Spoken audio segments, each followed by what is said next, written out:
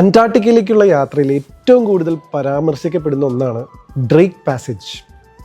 ലോകത്തിൽ തന്നെ ഏറ്റവും അപകടകരമായിട്ടുള്ളൊരു പാസേജാണ്, ഏറ്റവും റഫസ്റ്റ് ആയിട്ടുള്ള ഒരു പാസേജാണ് ഡ്രേക്ക് പാസേജ്.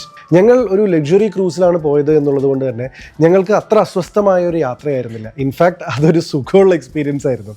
ഞങ്ങൾ ഏകദേശം 13ാമത്തെ ഫ്ലോർ, 12-13 ഫ്ലോറുകളിലൊക്കെയാണ് ഈ ബാൽക്കണി ക്യാബിനുള്ളത്. അതുകൊണ്ട് തന്നെ ഇത്രയും വലിയ ഒരു ക്രൂസ് ലൈനർ ആയതുകൊണ്ട് ഇതിൻ്റെ ഇമ്പാക്റ്റ് ഡയറക്റ്റായിട്ട് നമുക്ക് കിട്ടില്ല.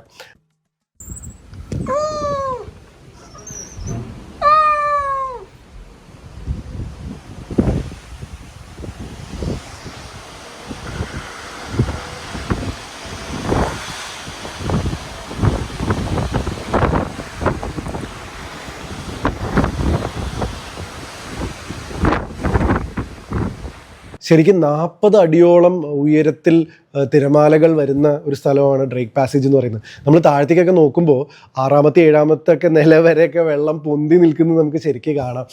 താഴെയൊക്കെ പോയി കഴിഞ്ഞ് കഴിഞ്ഞാൽ വെള്ളം വളരെ അടുത്തായിട്ട് കാണാം.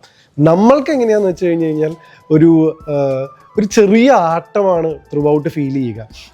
രസകരമായിട്ട് പറഞ്ഞു കഴിഞ്ഞാൽ കിടക്കയിൽ കിടക്കുമ്പോൾ ഒരു തൊട്ടിൽ കിടക്കുന്ന ഫീലും ഭക്ഷണം കഴിക്കുമ്പോഴും ബാക്കി ഷിപ്പിലൂടെ നടക്കുമ്പോഴും ഫുൾ ടൈം 2 അടിച്ചിട്ടുണ്ടോ എന്നൊരു ഫീലിലാണ് ആളുകൾ മൊത്തം നടക്കുക.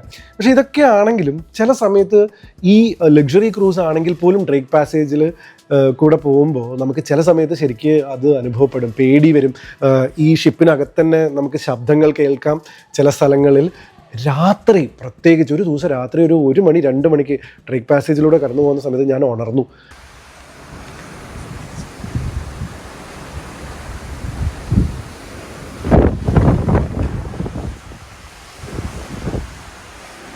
പുറത്ത് നോക്കിയപ്പോൾ ഞാൻ ആദ്യം പറഞ്ഞ ഈ 6 അടി അല്ലെങ്കിൽ 6ാമത്തെ ഫ്ലോർ വരെയൊക്കെ വെള്ളം വന്നിരുന്നു എന്ന് പറയുന്നത് വീണ്ടും മുകളിലേക്ക് പൊന്തിയെന്ന് തോന്നുന്നു. കണ്ടപ്പോൾ ശരിക്കും പേടിയായി. പെട്ടെന്ന് മൊബൈൽ എടുത്തിട്ട് ഉള്ള ലൈറ്റിൽ കുറച്ച് സാധനം റെക്കോർഡ് ചെയ്തു.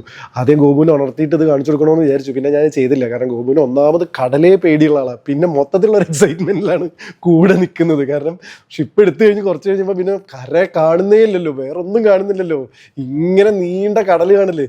അപ്പം തന്നെ ആള് ഇതെന്താ ഇങ്ങനെ എന്നൊക്കെ ചോദിച്ചു തുടങ്ങിയിരുന്നു. അപ്പം ഇനി രാത്രിയിലത്തെ ഈ ഒരു തിരമാല വന്നടിക്കുന്ന ഫീല് കാണിച്ച് പേടിപ്പിക്കേണ്ടെന്ന് വിചാരിച്ചു. അപ്പോൾ അത് വീഡിയോ എടുത്തു. അതൊരു വല്ലാത്ത എക്സ്പീരിയൻസ് ആയിരുന്നു.